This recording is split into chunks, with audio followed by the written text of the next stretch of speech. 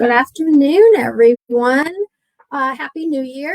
My name is D'Marie, and I will be the PFAFF Educator this afternoon. We're going to go over a couple of the feet, maybe 3 feet, that are hardly ever used. The cording feet, the 3-hole cording foot, which takes yarns and a little bit higher density yarns and cords. And then we have the 7 and 9-hole cording foot, and I'm going to show you how to thread them, so don't worry. They do take a little bit of getting used to. The 3 holes really easy. You don't always need the threader that comes with the foot, but you would definitely need the threader that comes with the foot and for the 7 and 9. And also keep in mind that you don't have to use all 9 holes. You can use 4, 3, 2, however many you want to use for your decorative stitching.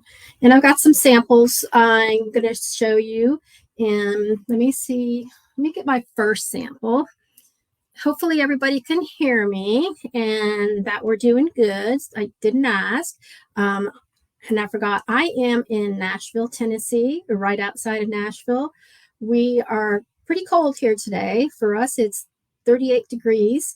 So last week it was 70 degrees. So we, like the rest of the country, we're going up and down. So anyway, let me show you what I've done on some of the cording. And this is a real simple technique. I'm going to switch my camera so you can see it a little bit easier, okay? And I'm switching to the needle. And this is just cording that I did with some water-soluble stabilizer. And I'm hoping you can see that okay.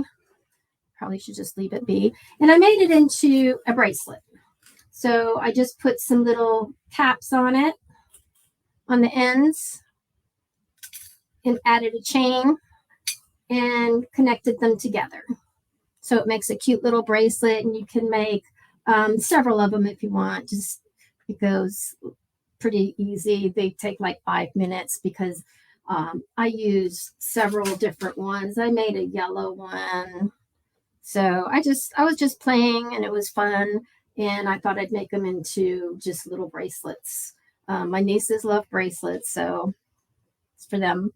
And then one of the other ways I used it was I made this small half apron, and I used decorative cording on the top.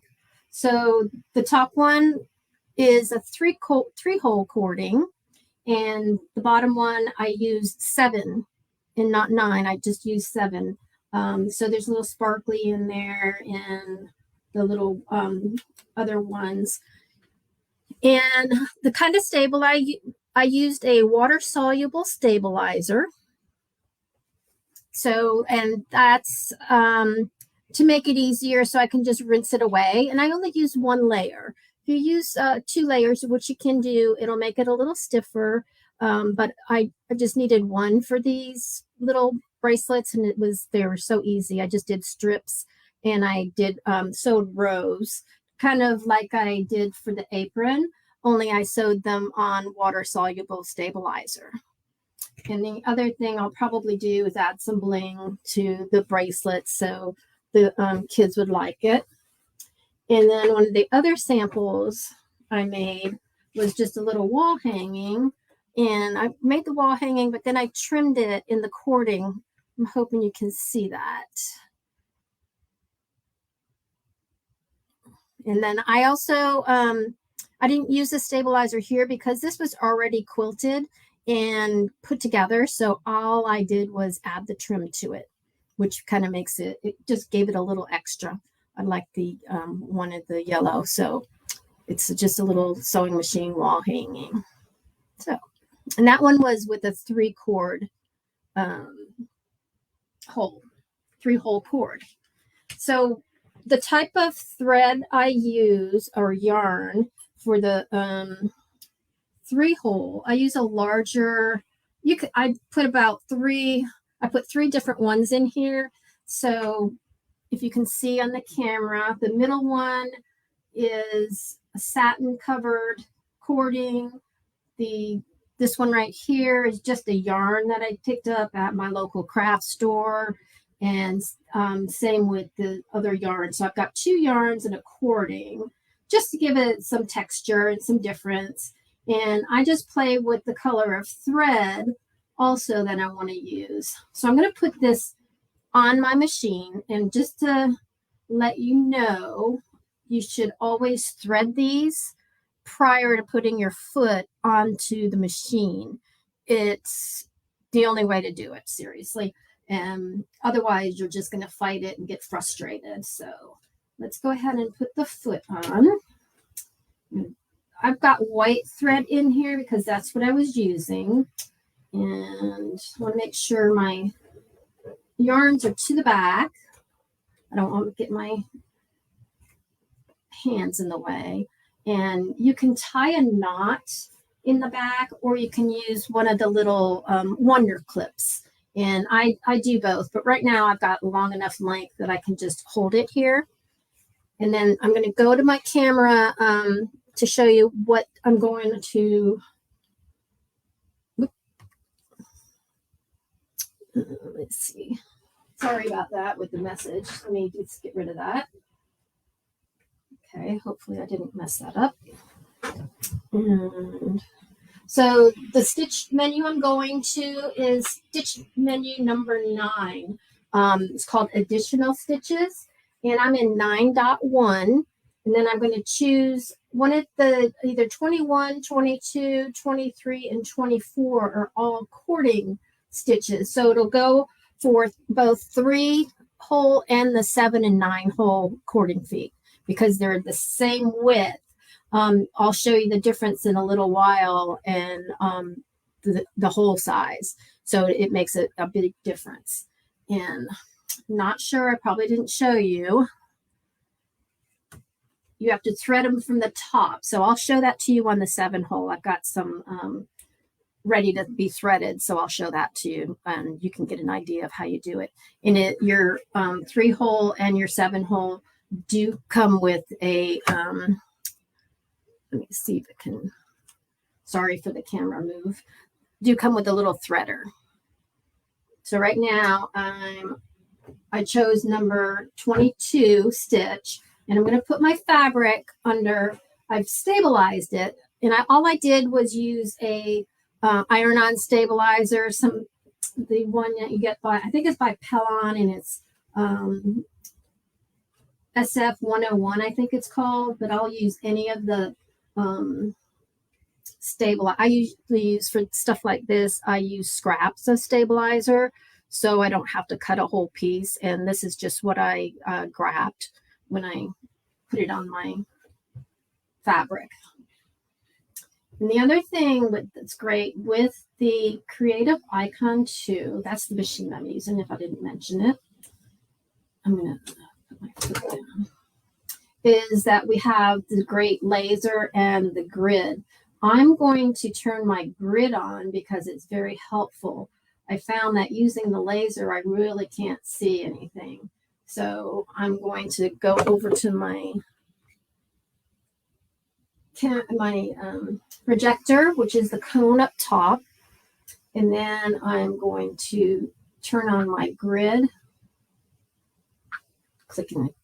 And then I've already set my grid to grid size of 10 millimeter because that's where kind of the good width of the foot for me. And I'm just going to go guide on that. So then I'm going to touch it again and get out of there. Then I'll go to the foot camera again. Thank you for your patience. You don't have to, I like to make sure that they're kind of straight. Once they go through the hole, they'll be fine, but I don't like them to get twisted up. And what I'm doing here is I'm using my grid to line up my foot on the edge here with the edge of this grid so I don't go crooked. It's very helpful. And if you don't have a Creative Icon 2 with the grid, I would suggest maybe marking a line, a temporary line that you can put your foot up against either side, left or right, whichever works best for you. So that's, and And all you have to do, I've already chosen my stitch. And again, let me show you that on the screen. So you can see that it's kind of, it goes back and forth, almost like a honeycomb. So let's go back to the needle. And I don't use my foot control because I slowed my machine down. Make sure I slowed it down, yes. And I just use the start and stop button for this so I can guide better.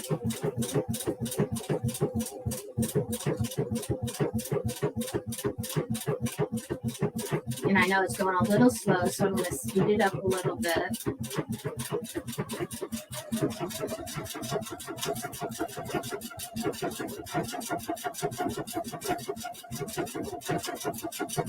And you'll see it just guiding it all around. I'm trying to keep to that guide so I'm not crooked. And I'm going to push my scissors, and it's going to just go ahead and stop for the next. So I hope that kind of gives you an idea of how that works.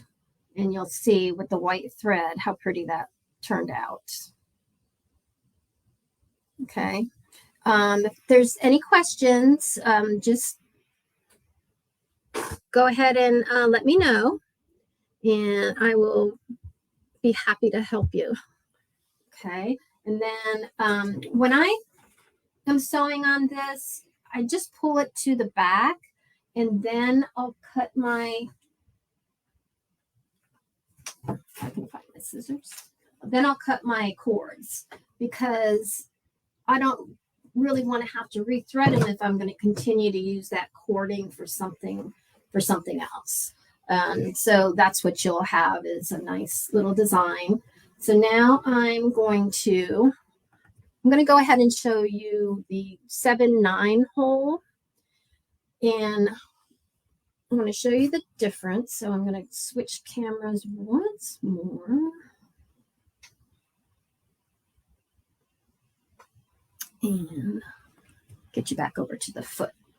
So one thing I forgot to use was our IDT, and it would have been better for me. So just remember to use your IDT. I skipped through the message when it told me to put it on. So don't do that.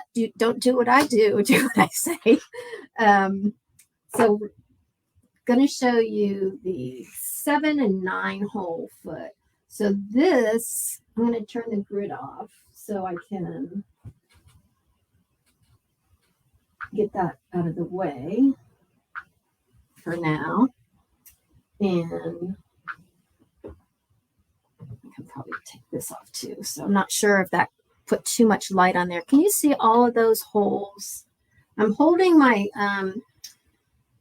my yarn back. I'm using a pearl cotton, and I've got 7 holes already put in, and I'm holding it to the back only because it's easier to thread a hole when you hold them back. So I've got my tail to the back here. Okay.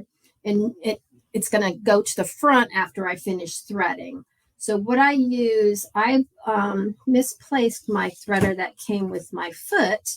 So I went to the pharmacy and got a little dental threader.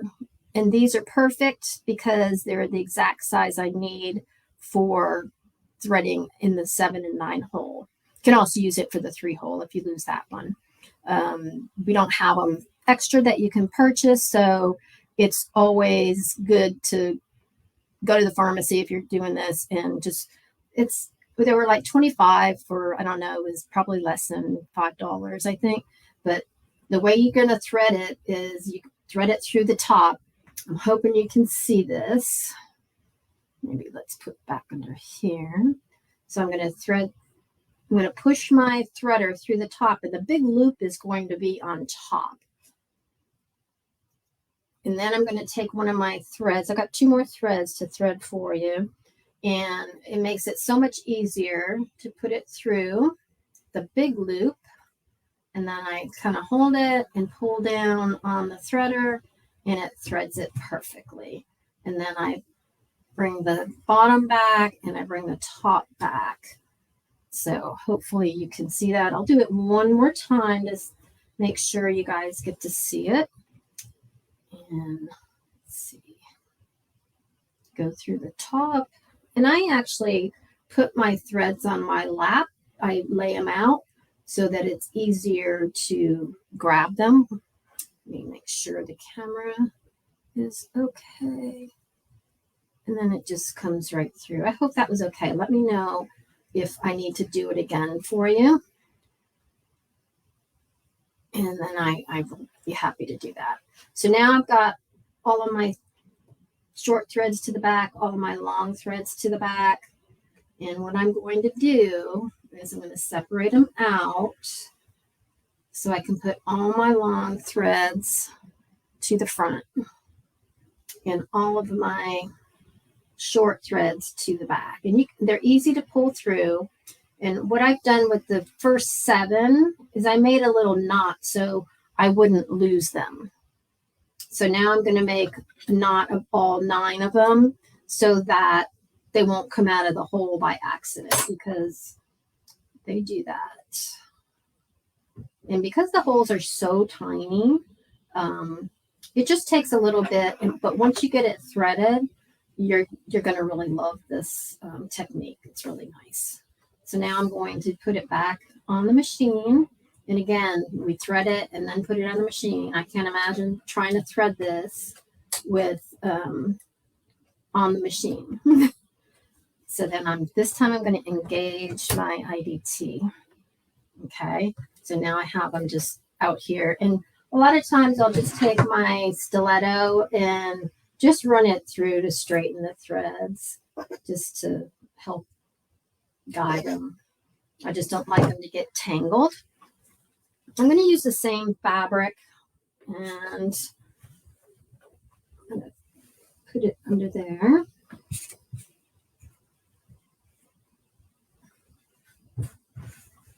I'm going to go right next to this one, and I'm going to put my grid back on again. I'm going to show you that.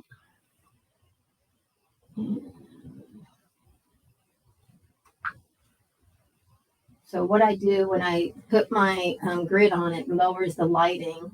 So hopefully you can see a little bit better.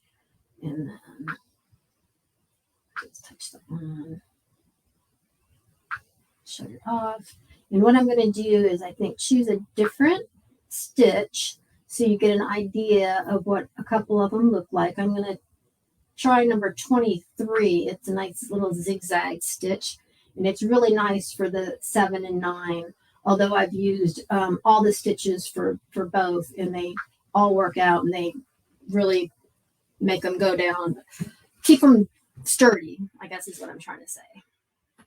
So let's see.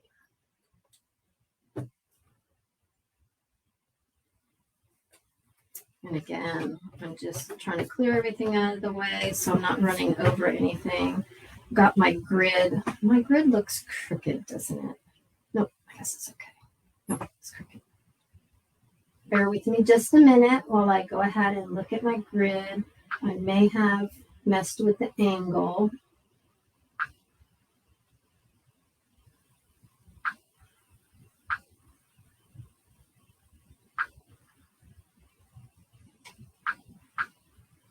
There we go. Okay. So that should be fine. Hopefully everybody can see that.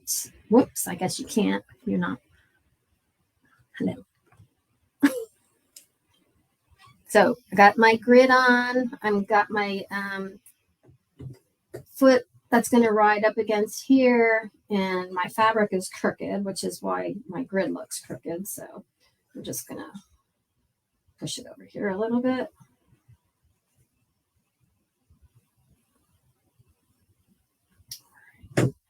And now all you have to do is hit the go button. And I do like to start on the fabric because it just makes it easier. It catches better.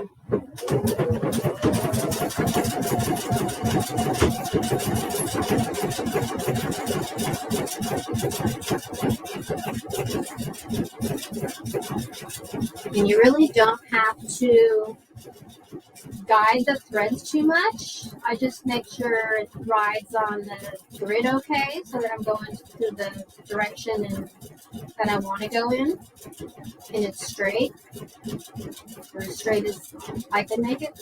You may be better. I'm going to just go ahead and shut it off. I'm pushing my scissors so that it'll stop and tie off and cut my threads automatically at the end of the cycle of the stitch. So again, this one makes a real pretty one. I'm going to tie a knot back in here. Well, it should be okay if I use it again. But if you can see, I don't know if you can see, there's a little tangle here, and it doesn't want to feed through my little holes good. So that's when I take my little stiletto and I just, let me see if I can do this left-handed. I just run it through the threads so that they'll straighten out and not get a knot. Does that make sense? Okay, hopefully it does. And that way it feeds nice and evenly through the holes. Cording is a lot of fun. It does give some really great decorative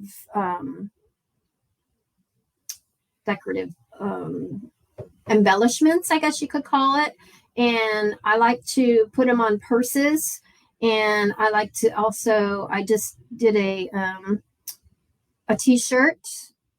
That's a little tricky with the stretch knit. I wouldn't recommend it for your first go around.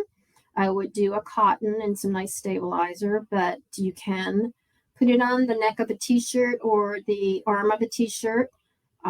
Don't have that with me because I've already given it away. I should have kept it.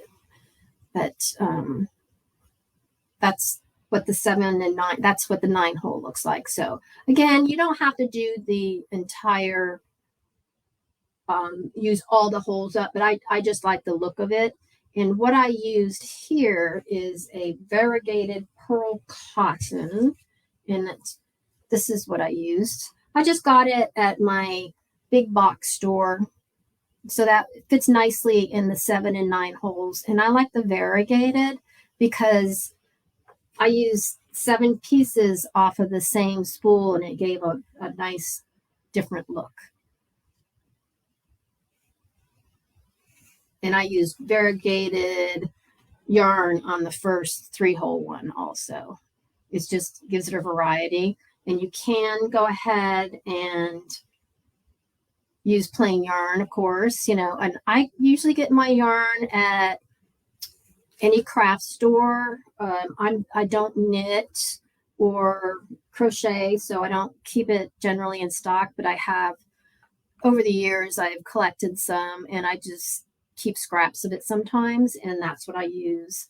I don't go out and particularly buy something generally unless it's a special project that I want a certain color with that I don't have. It's unlikely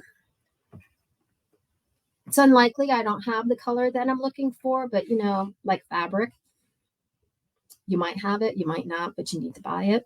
So that would be good. And could I use embroidery floss? Absolutely use embroidery floss. Actually, I was going to let you know, so thank you for reminding me. You can use all 6 strands of embroidery floss. It fits pretty good in the 7 and 9 hole, although I found I had more success when I split it in 3, like you do when you're doing like cross stitch or something. So if you use split it in the 3 strands, you get more out of it also. And it goes in a little bit better. So yeah, embroidery floss. I've used twine, you know, the cooking twine that you use, or the crafting twine. That's always good. And you're going to look at the whole size is going to obviously determine which kind of yarn or string or whatever you're going to use. And one of the other things you can do, this is the 3-hole without the threads in it. And I just wanted to show you how kind of easy it is. So this is the yellow, and you just put it in the middle. It's not gonna cooperate now for me. So you always go from the top to the bottom. So then you can bring it to the back, and this will come off the front. Okay. So also, you can also, if you stop on a project, I stopped earlier yesterday, and I stopped in the middle, and I took my threads out because I wanted to use it on something else. And to rethread it, part of it was still on my project. So you just have to thread it from the bottom to the top at that point, if that makes sense. Okay. And I'm starting my grid off again. I apologize. I keep forgetting to shut the grid off because it seems once I'm seeing what you're seeing, it kind of gets in the way. So, but that's the 3-hole.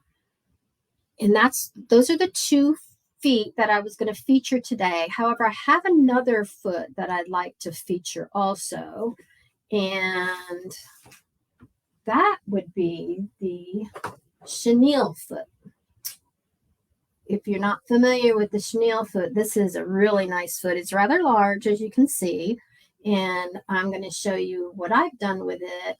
And there's a myriad of things you can do. Before I forget, I haven't tried it yet, but I'm going to be using the circular attachment for my cording foot to make circles with. So that's a good attachment to use with you can use it with your chenille foot, you can use it with your cording feet, because the only thing that's special is the circular attachment, and your foot just follows it in a circle. So whatever you're doing, it's really a great attachment. If you don't have it already, it's something that you might want to think about. So let me remove my IDT, and then I'm going to remove the foot. And I'm keeping the yarn in there in case I want to do something else with it, because it is a bit of a task to thread the 9. So now what I use for chenille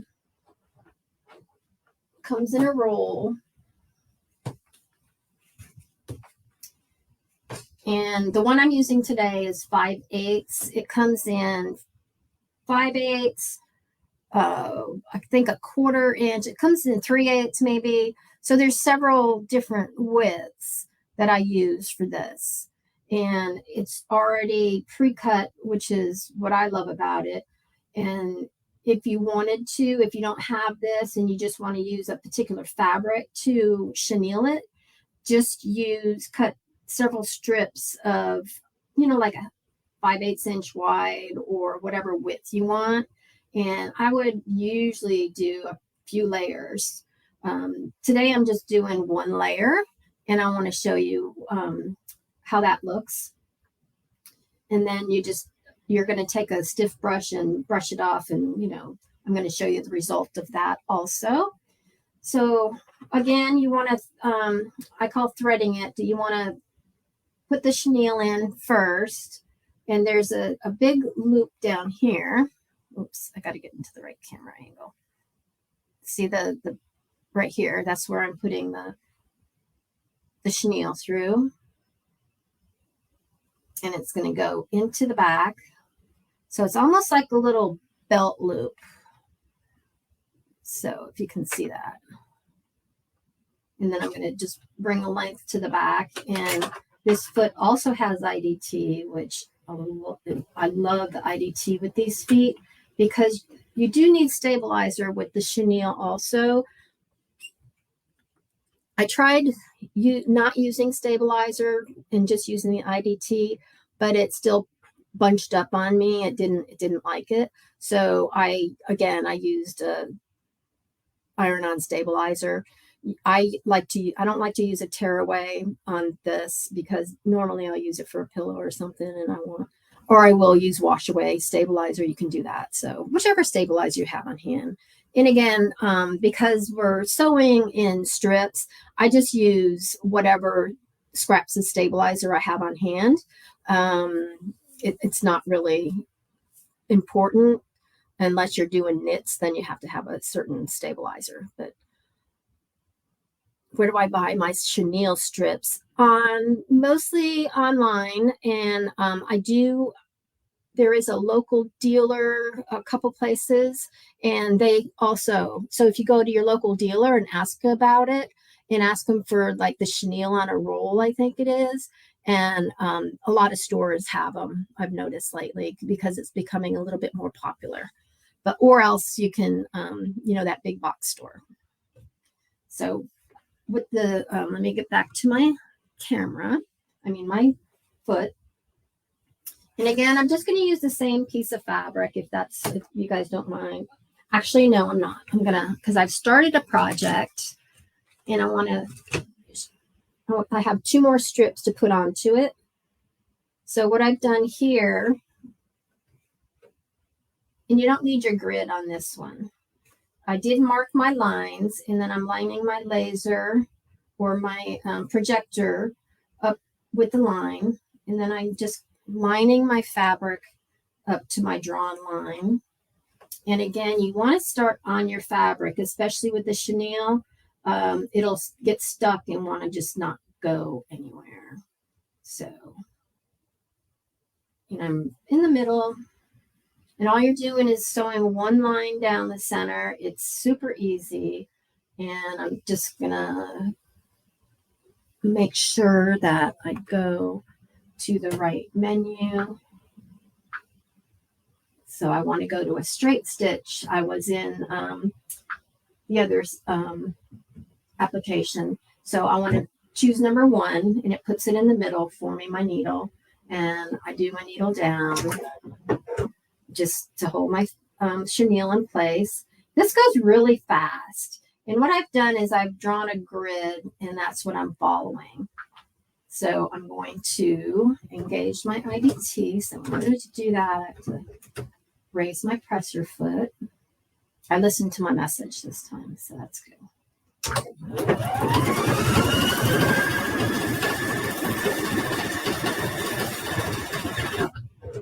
And I know I was really on fast speed, so I'll do another one.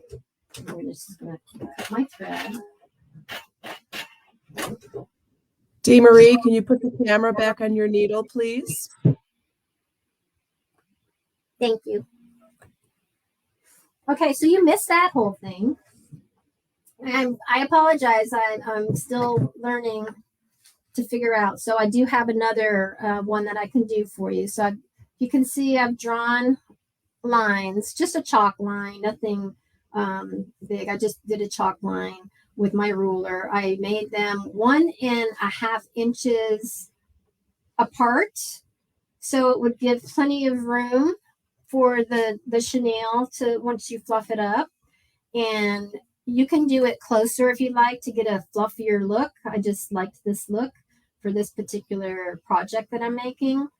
And I slowed down my machine so we won't go as fast this time.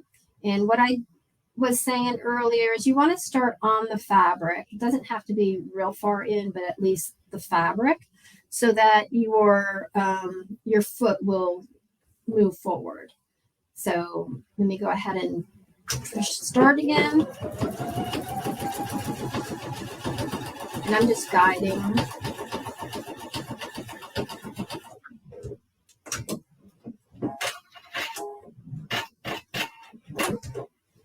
And I always pull it from the back so I can cut it, keep my foot threaded, which is nice. And then you'll see I've got sort of a trellis going on. Let me see if I can get it to you. Thank you. There you go. So I got a trellis going on, and I want to show you what it looks like once you fluff it up. So I use they call it a chenille brush. I've had this forever, and it's just a little stiff brush, and I gotta figure out where I want to put it. There you go. So it's got a yellow handle. I've seen them with different ones, but as long as it's a nice stiff brush, you can use anything to fluff that chenille. There's all kinds of tools out there that you can use it for. So I put an applique on top of my chenille. Oops, a little too close. There, maybe that's a little better. There we go. So I added an applique to my chenille, but I did it before I fluffed it. So you want to, if you're going to do something, embroidery or something, make sure your chenille is flat like this one when you're doing decorative stitching on top of it. You can also, if you forget, just use a topper over the chenille, and that way, you know, over the thing, and that way the chenille doesn't get in the way of the foot when it's embroidering. So I did that. I just put some fabric and I made a heart, and this is what it looks like fluffed up. I don't know if you can tell very much, but it's kind of a cute look, and I'm making this into a pillow. So it'll just be a seasonal pillow that I'll have. So I just like kind of cute stuff like that. And that's one of the things you can do.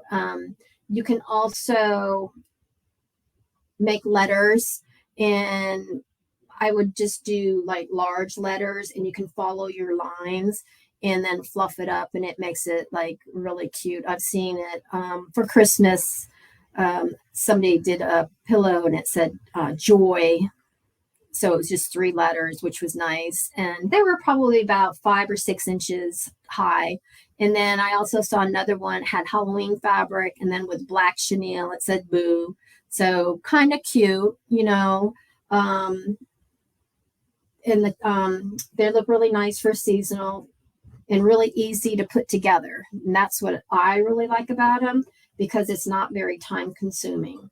I actually did this little pillow top probably within 20 minutes because I did the chenille. I threw it on the machine and appliqued it.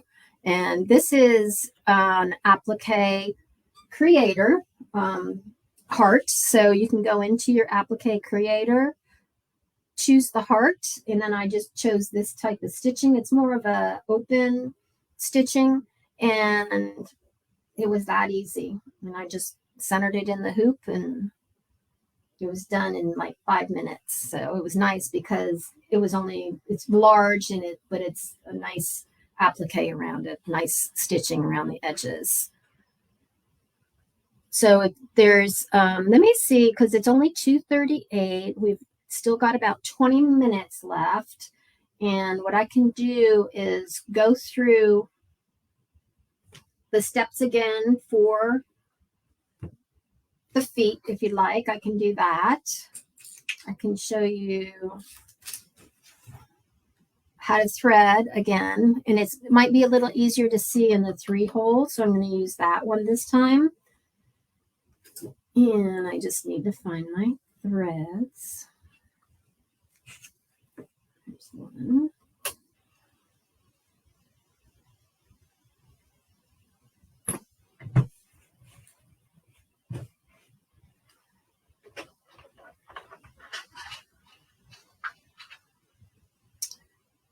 I'm going to turn my light down to be easier to see, I think. Yeah, so clear. So this is the threader that came with this foot. It's thicker, and it's got a black kind of straight, stiff area to it, and then it's got the same little wire that I got from my local pharmacy. So the only difference is my local pharmacy is all wire, and this one has a nice little stiff thing that you can hold on to and throw it through the needle. So I just put it in here like this. I go through the top, just like that. And then I take my thread. Let me see what I have. Of course, I dropped it.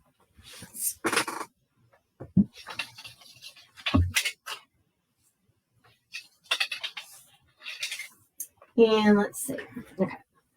Sorry about that. So I can put this, if I wanted the yellow, I dropped it again. If I wanted the yellow in the middle, I would start with the middle. Normally I start with the sides because they're at the back. And the chenille strips are cut on the bias, yes. Sorry, I'm a little behind on my questions. I apologize. And then it's also the chenille also has seams in it, and I'll show you that. So it is seamed, but I had the seams facing up, and it really didn't matter because you're chenilling it, so it's not gonna matter. And just keep an eye on it, make sure it goes through your foot okay. But yes, it's all cut on the bias, and the one I buy is on a roll, so it makes it really convenient. And I do yarns on the skeins, and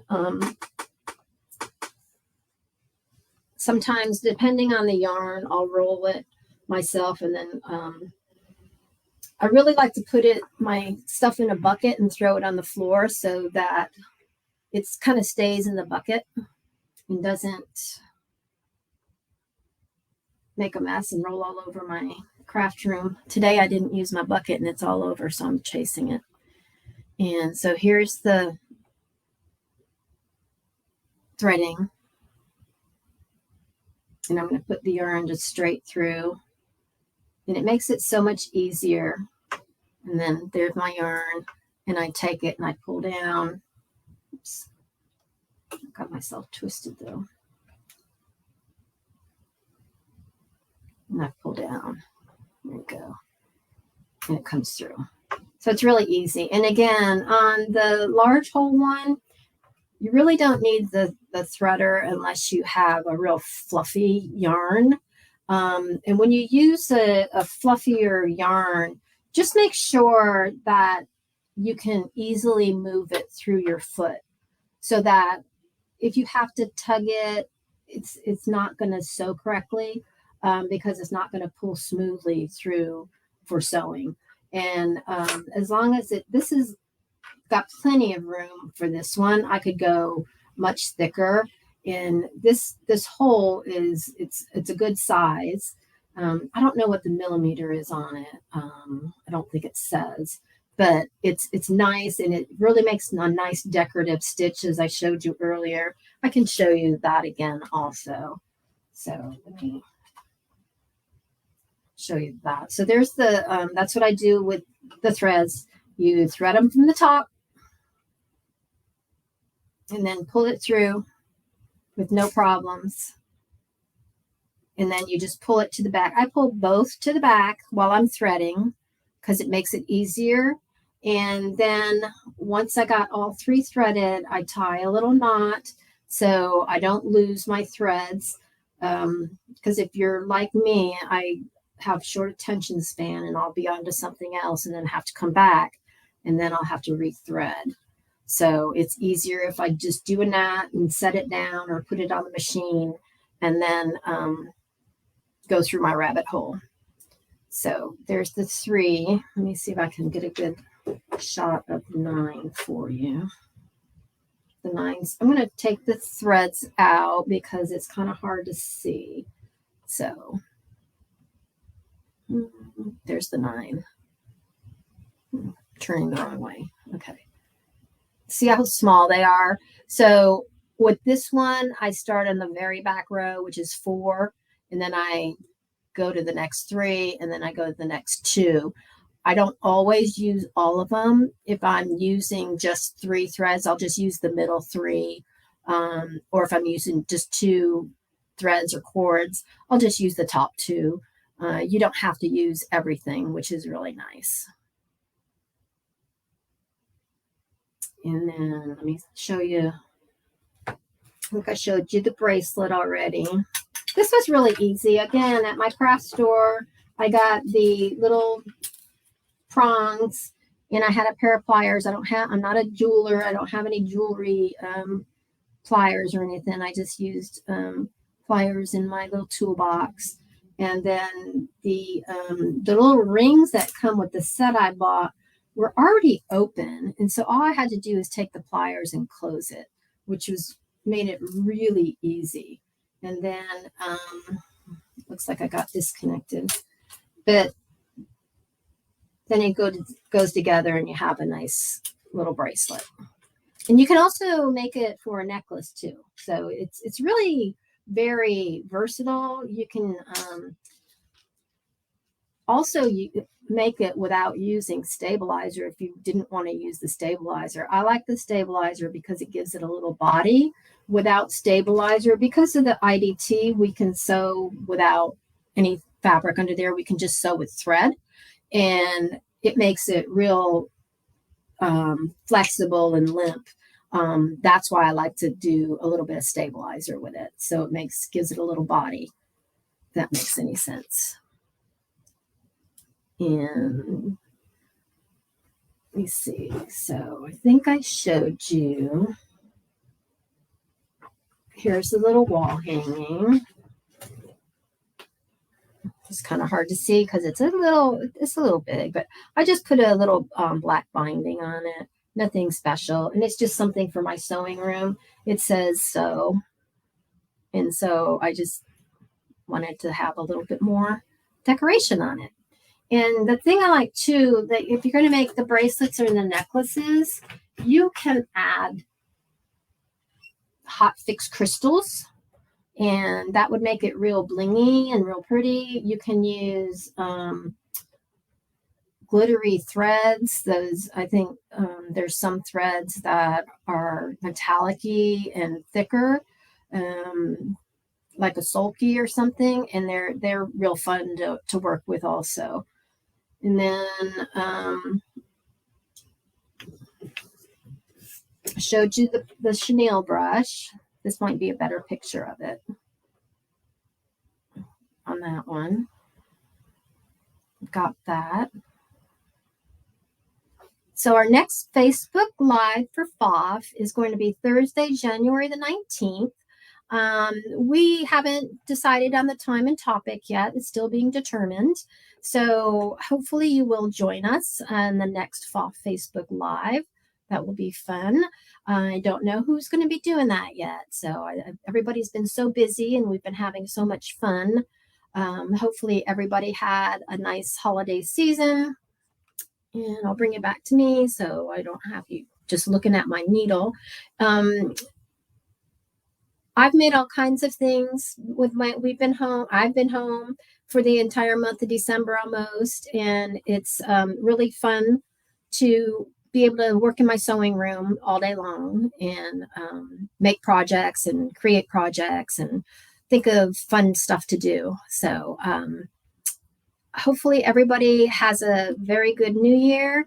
If you have any more questions, let me know. I still have 10 minutes. If you want me to stick around, I'd be happy to do so. And if you have any questions, and I can answer them. So this is pretty, the 3 feet I demonstrated today are feet that you don't see being used a lot. And I think they're underrated. And we also, one of the next things we have on our live is my SewNet live on Wednesday, the 11th, and that's going to be 2 p.m. Central. And Wendy Owens, who will be demonstrating the sketch feature in the software. Wendy is brilliant at this software, so she's going to show you some nice tips and tricks. And I'm going to watch it myself. I've already RSVP'd for her. So be sure to tune in for the My SewNet. We're really excited about showing everybody some new techniques on the My SewNet and how to use the features, because it is a little overwhelming when you first get on there. So it's always nice to have classes or Facebook Lives so that we can learn along with the educators who can teach it. So that'll be nice. And let's see if you have any other questions. No more questions. Okay, well, thank you again for joining me. I really had a good time. And I look forward to my next Facebook Live. It'll be in February. I'm not sure what it's on yet. I think it's on hoops. but it'll be announced in one of the future Facebook Lives from one of the other educators. And then I think that's it. I hope you enjoyed it. If you have any more questions that I wasn't able to answer, I'll look at your chat and I'll answer anything, or you can email me on the chat so that I can get back with you. Thank you, and you guys have a great day.